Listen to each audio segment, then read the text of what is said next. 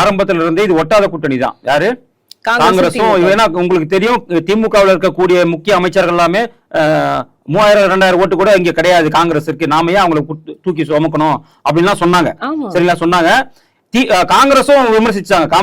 காங்கிரஸ் இருக்கக்கூடிய நிறைய பேர் திமுக விமர்சிச்சாங்க. உங்களுக்கு தெரியும், ஒரு எம்பி மாணிக்கம் தாகூர் மோசமான வார்த்தைகளால யாருமே திமுக விமர்சிச்சு கிடையாது. அப்ப அது ஒரு பிரச்சனை அவங்களுக்கு இருந்தது. ஆனா அவ்வளவு பிரச்சனை இருக்கும்போது அவங்க என்ன பண்ணிருக்கணும்? ராகுல் காந்தி தான் உச்சபட்ச தலைவர். அப்ப ராகுல் காந்தி விருப்பம் இல்லைன்னு சொன்னா வேணாம்னு சொல்லிட்டு போக வேண்டியது. அப்பயே நீங்க ஃபைனல் வரைக்குமே வேண்டாம்னு தான் சொன்னாங்க. ஏங்க நான் என்ன கேக்குறேன், நீங்க தான் உச்சபட்ச தலைவர், நீங்க தான் அதிகாரம், நீங்க தான் பார்லிமெண்டோட எதிர்கட்சி தலைவர். நீங்க உங்களை விட யாரும் பெரிய ஆள் இருக்கா காங்கிரஸ்ல? கார்கே வந்துட்டு மீறிட்டு வரா? ராகுல் காந்தி சொல்றத மீறிட்டு வரா? இல்ல சோனியா காந்தி மீறிடுவாங்களா? அப்ப எந்த அடிப்படையில நீங்க அப்பயே வேணாம்னு சொல்ல வேண்டியதானே? அப்பயே நீங்க விஜய் கூட கூட்டணி போக வேண்டியதானே?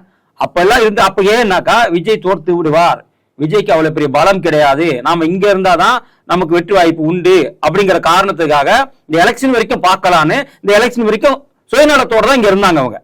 அப்படி இல்லைன்னா அவங்க இருந்திருக்க தேவையில்லையே. அப்பயே எங்களுக்கு கூட்டணி முடிச்சுட்டு நாங்க விஜய் கூட கூட்டணி வச்சுக்கணும்னு சொல்லிருக்கலாமே.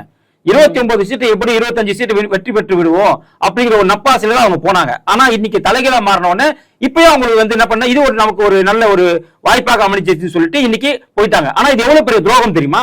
2004 இருந்து 2026 நேரத்துக்கு வரைக்குமே காங்கிரஸ் தூக்கி சுமத்தது திமுக.